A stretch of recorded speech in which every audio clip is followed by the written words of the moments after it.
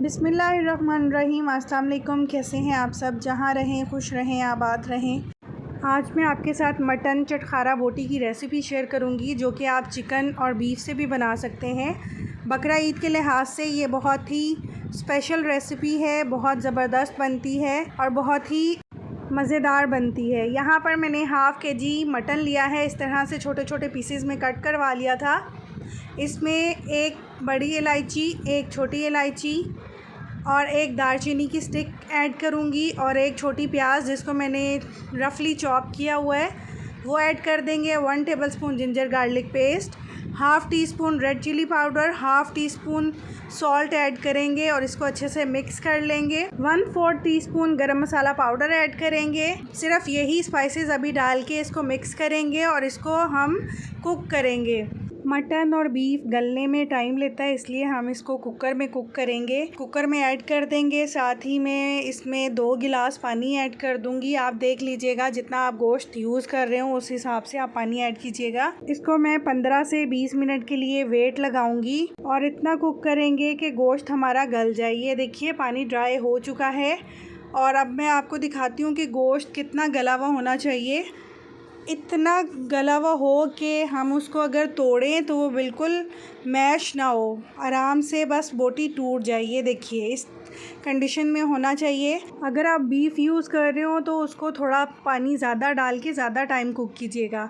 अब मैंने इसमें जो साबित गरम मसाले डाले थे वो मैं निकाल दूँगी और बाकी की मैरिनेशन अब इसमें डालेंगे। 1 टेबलस्पून भर के कुटा धनिया ऐड करेंगे, हाफ़ टी स्पून कुटी लाल मिर्च, 2 to 3 टेबलस्पून कॉर्नफ्लोर ऐड करेंगे। सॉल्ट वगैरह मैं पहले ऐड कर चुकी थी, वो हम कुछ भी इसमें ऐड नहीं करेंगे। अब 1 टेबलस्पून लेमन जूस ऐड करेंगे। आप स्पाइसेस को अपने टेस्ट के अकॉर्डिंग एडजस्ट कर सकते हैं। 1 टीस्पून यहाँ पर मैं सोया सॉस ऐड कर रही हूँ, 1 टीस्पून ही चिली सॉस ऐड करूँगी। ये दोनों ऑप्शनल हैं, इनसे बहुत अच्छा टेस्ट हो जाता है। अगर आप ऐड करना चाहें तो ऐड कर सकते हैं, स्किप करना चाहें तो स्किप भी कर सकते हैं।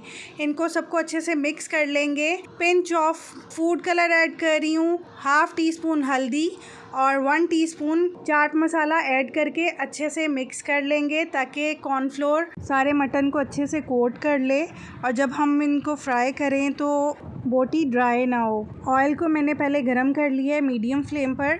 अब मैं एक एक पीस करके इसमें डालती जाऊंगी और इसको फ्राई करेंगे और इसको हमने 4 से 5 मिनट दोनों साइड से फ्राई करना है। ओवर फ्राई नहीं करेंगे, वरना क्या होगा, हमारी बोटी ड्राई हो जाएगी, अंदर से सॉफ्ट नहीं बनेगी। सिर्फ हमने जो कोटिंग की है उसको कुक करना है। मीट हमारा ऑलरेडी कुक है।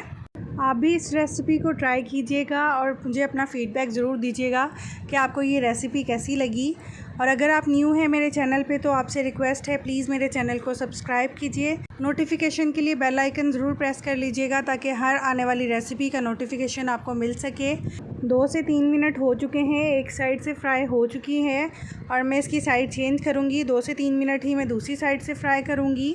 ये देखिए, 4 से 5 मिनट हो चुके हैं। अब मैं इनको निकाल लूँगी और एक्स्ट्रा ऑयल को ड्रेन कर लेंगे। मैंने छोटे छोटे पीसीज में कट करवाया था, आप चाहें तो थोड़े बड़े साइज़ के पीसेस भी कट करवा सकते हैं। मैं इनको सलाद और रायते के साथ सर्व करूँगी, आप चाहें तो केचप वगैरह के साथ भी सर्व कर सकते हैं। मैरिनेट करके रखने का झंझट भी नहीं है, बस फ़ौरन से कुक करें और फ़ौरन से सर्व करें। अब मैं आपको तोड़ के दिखाती हूँ कि अंदर से कितनी सॉफ्ट है। ऐसे नरम और मुलायम थी और बहुत ही मज़ेदार टेस्ट था इसका। आप भी एक दफ़ा ज़रूर ट्राई कीजिएगा, आपको ये रेसिपी ज़रूर पसंद आएगी।